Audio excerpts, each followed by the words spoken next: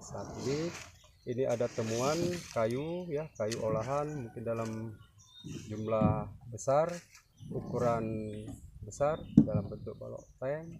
Kemudian nanti kita datangkan ahli, awalnya sudah kita datangkan ahli juga, kemudian menyangkut ukuran dan jenisnya.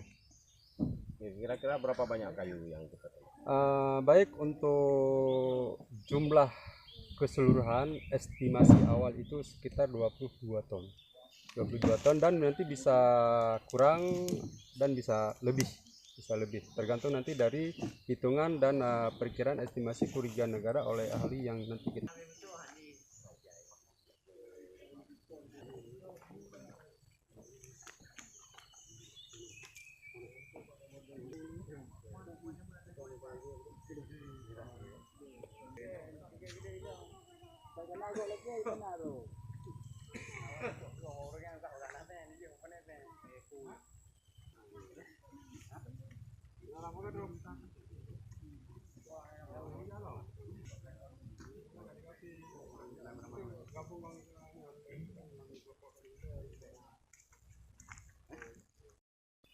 Jenis